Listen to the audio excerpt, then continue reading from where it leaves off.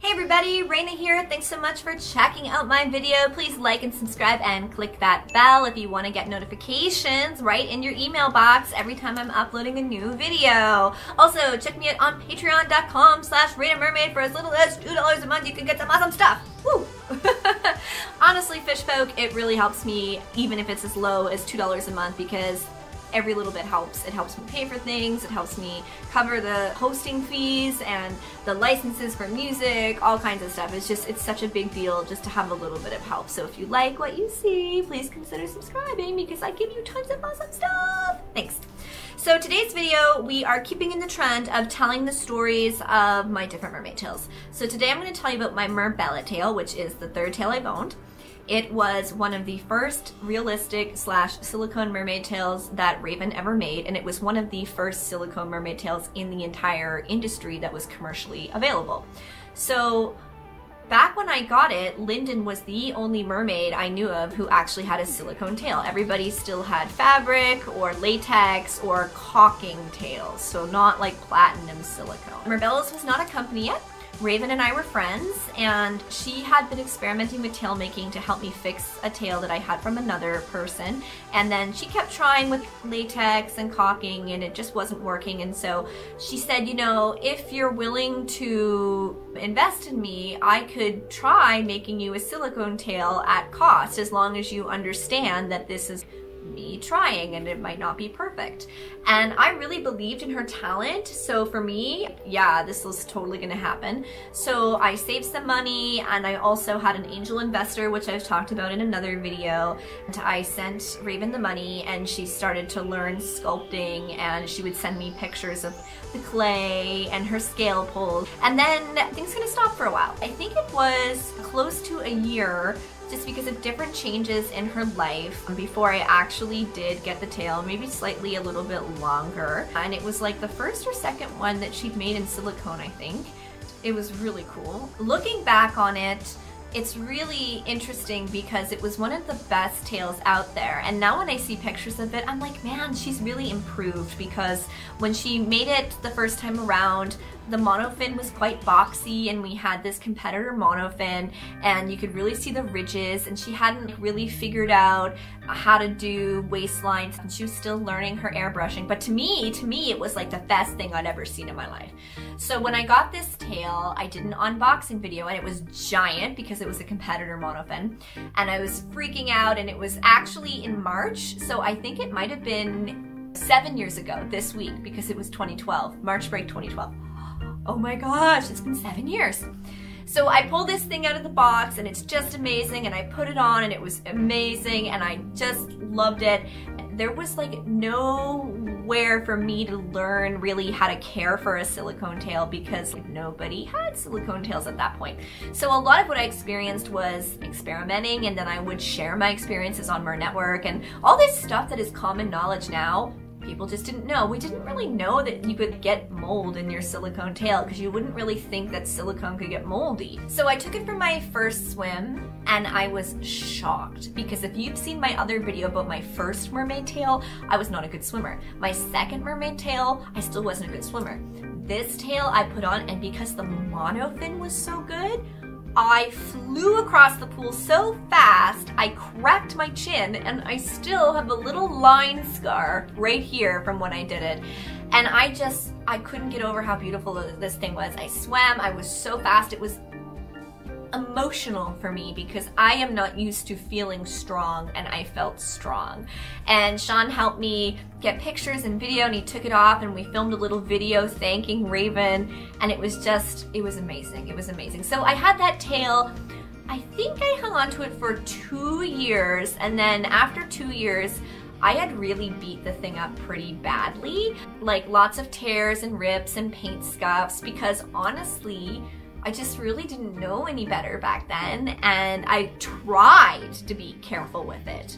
some things weren't obvious. So I sent it back to Raven. She repainted the whole thing. She took it in because I lost weight, and she added fins to it and a dorsal fin and sparkles and stuff. So now it was my tail version 2, and it was so amazing. So I got that back, and then that was amazing. I think it came back in around April, and I went and did photo shoots, and it was so great. And then one of the problems I learned is that I am not very good with pelvic fins, and it was a really thin tail, so to get it off and on I actually rolled it down, and what would happen is I would roll it down and pull a pelvic fin off right before a gig by mistake, and it was so stressful.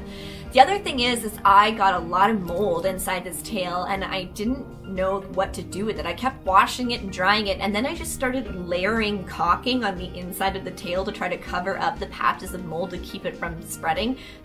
Don't do that. Just get an actual mold cleaner, which I just didn't know anything about. So yeah, it started to kind of get a mess, but I got another couple years out of it. I upgraded to my latest Merbella tail that I have, my Rapidash. We decided to retire this tail because it was just so full of mold, and you know, it had a really good run. But then I got talking with Raven, and she was like, you know, your girl mermaid Mimi really needs a tail, so what if you sent me the fluke of that tail? So you cut off the body and get rid of all of the mold, and I'll just take the fluke and I'll make a new body, and we'll do something for mermaid Mimi. So Mimi didn't really have the money for that at the time, so I fundraised and I targeted her friends and family. So basically her friends and family and some of the mermaid community all came together to put money together to pay for this to be done. So we chopped the part off of the tail, and oh my god, it was so moldy. It was so moldy. And then even the inside foot pockets on this thing were so moldy, and yeah, it was so funny. We sent it to Raven. She remade it into a beautiful tail for Mimi. So it's been upcycled, so now it's version 3 of this tail. It's very Mimi, it's wonderful. We've had some interesting hiccups along the way. The first time I took it on a trip to Florida, actually, it was 2012 as well. Sean and I tried to fit it in luggage, and a competitor monofin does not fit in standard luggage. He kept trying to make it push in, then all of a sudden the monofin broke through the tail, and it was my first realistic tail, and I'd only just had it. And Sean just looked at me with a look of utter horror, because he knew that what he just did basically was like akin to breaking up with me and breaking my heart. And I just looked at him, and I was like on the verge of a panic attack, and I just was like staring and like and he's like, it's okay, it's okay, it's okay, it's okay. And he didn't know how he was gonna make it okay, but he just wanted me to know it was okay. So I emailed Raven freaking out, and she's like, yeah, you can't fit it in that, you should bring it in your box and Tyler and I will fix it for you. So it's like, thank God. Oh. So yeah, we took it to Florida with us again, and she fixed it up. That was one of the issues with that particular tail, because it was a competitor monofin. It didn't fit in luggage.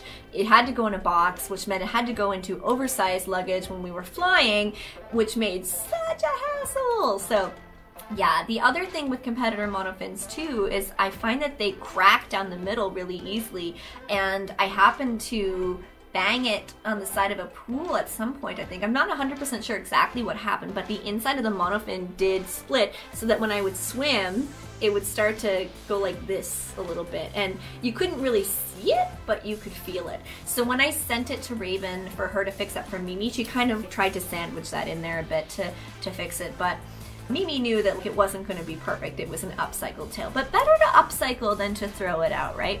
I had a lot of beautiful memories with that tail, and to me it was perfect, but looking back on it since then, Raven has just come so far as an artist. My tail had seams, and seams? What are seams, you know? It didn't have a blended waist like my new one does, and now that she just does that standard. You've seen her painting, it's so elaborate.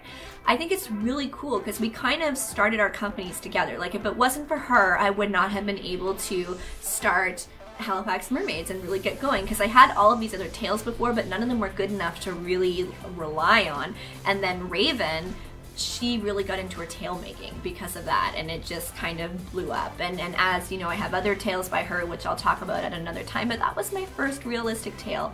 And I'm really happy that Mimi has it now, because Mimi is just a beautiful human being. I've never known somebody as kind, thoughtful, and loving as Mimi. I do miss having a competitor monofin, even though I found it was a bit high maintenance, because man, oh man, could I swim so fast in that thing?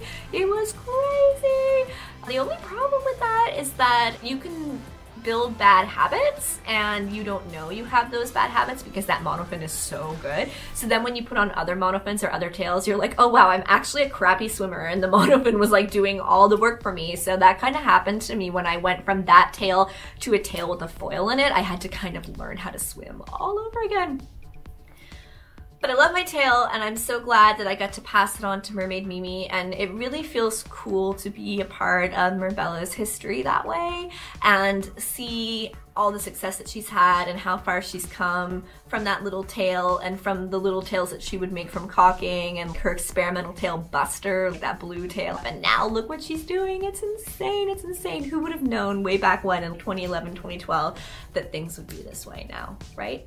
So that's the story of that tail. I hope you like my video. I'm going to be telling you about my other tails, but if you have any video requests, you know, just leave me a little comment. Tell me about your first tail. Tell me about your most memorable one, or tell me about your most favorite one. What kind of tail do you have right now? Maybe you don't have a tail, but you have a dream tail. Tell me about that one. I want to hear all about it. I love hearing your stories. It's so cool. There's not a whole lot of mermaids here. It's like me and my crew and a couple of other lovely ladies, and I know everything about them. I want to know more about you. Thank you so much. Please like and subscribe. Click that bell if you want to get notified. Check me out on patreon.com/RainaMermaid. Hugs and fishes.